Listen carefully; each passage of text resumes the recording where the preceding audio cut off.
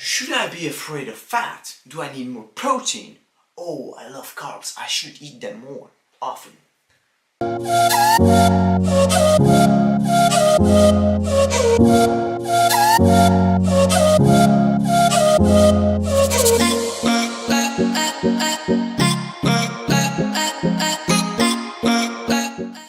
So, we are back at this 30 days fitness challenge, and today we're gonna talk about macros, and we're gonna talk about all the 3 macronutrients that you need: carbs, proteins, and fats.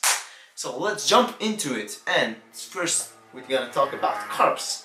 Carbs are the most popular thing in the fitness community, but they also the trigger for some people that they hate carbs.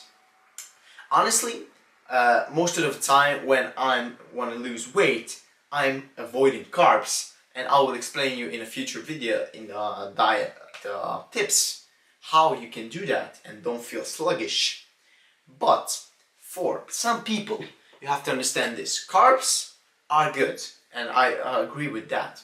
Carbs are really good thing for body, and you always need glucose no matter what people they say. Yeah, when you're burning fat as well, you have glucose for some cells in your body, so glucose is really important. But you don't necessarily need always carbs in order to lose fat or to gain some muscle. You need some, but you can produce it from your body's storage fat as well. It's a really complicated term. It's when the fat cell, it's come back to your liver, and it's produced energy out of it. It produces glucose. So yeah, the same thing applies reverse. When you eat too many carbs, you will store them as body fat because you have too many carbs, excess carbs in your body. Your body cannot absorb them. You cannot send it to your muscle. They are full. Your liver is full. So what does your body do? Just store them for later as body fats. So yeah, that's why you gain fat.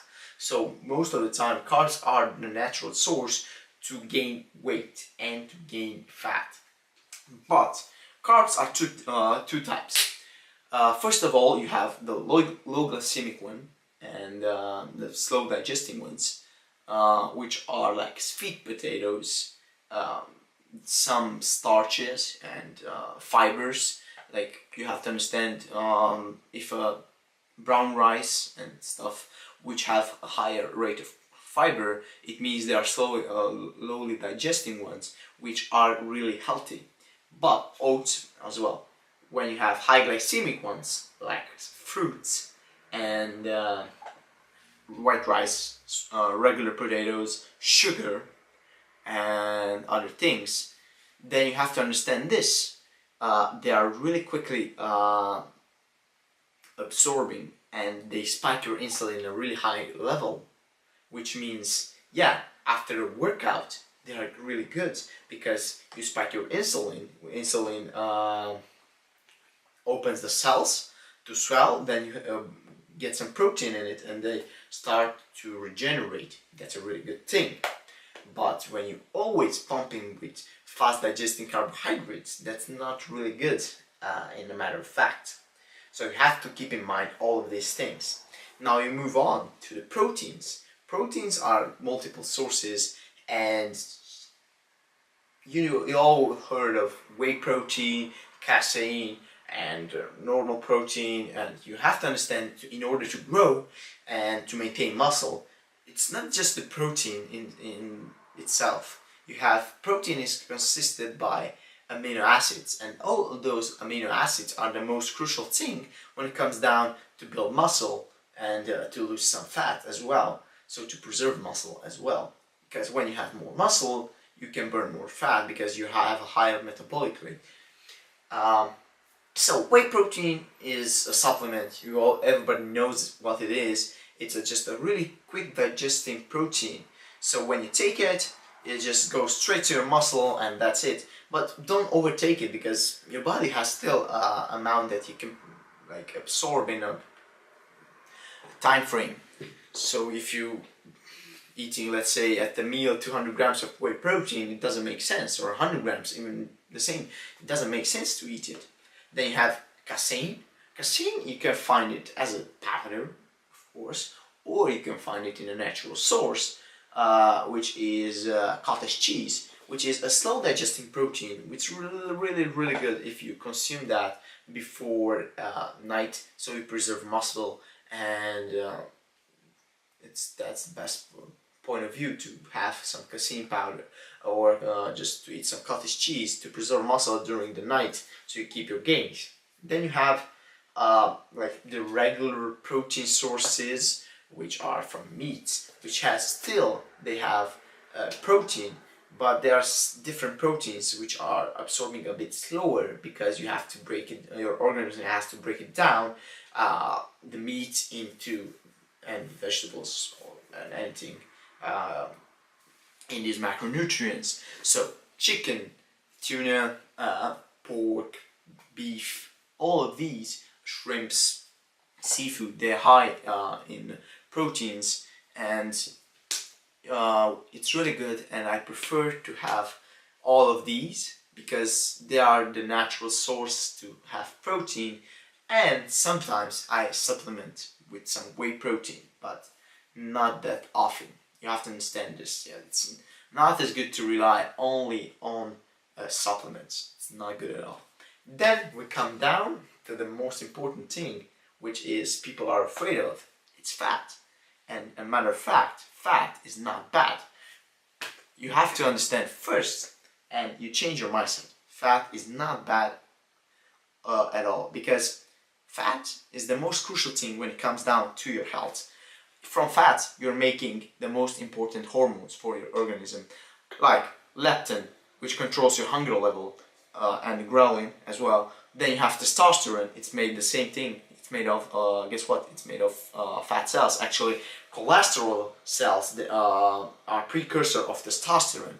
Then you really need it for human growth hormone as well. So you see, all of these things are really important to have fat for them. And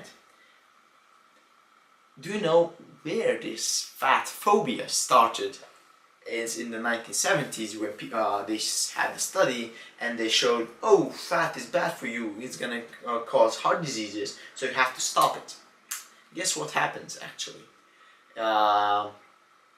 We switch from the healthy fats like butter, olive oil, and all these natural sources, lard, which we consumed for hundreds, thousands of years, to these vegetable oils like corn oil, canola oil, what else? Soybean oil, and hydrogenized oils like margarine. Now these, ladies and gentlemen, are the worst thing ever you can consume for your body. Why? Because they are full with polyunsaturated fats, which regularly they are not bad when they are raw, because they are omega-3, omega-6, it's good.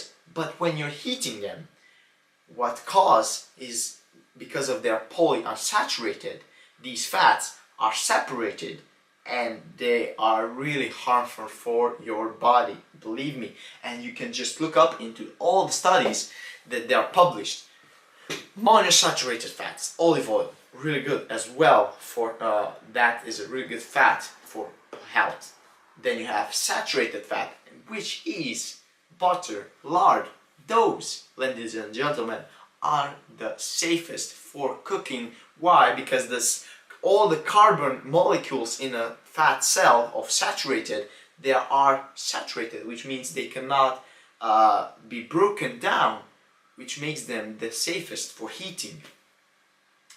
Monounsaturated, they have just one carbon attached to this molecule, which means they're still good for cooking, but not as much. You should consume them raw as well. And then you come down to polyunsaturated fats coming from oils. You should mostly avoid them when it's not a raw material, like you can find it in nuts. You have omega-3s, or in fish.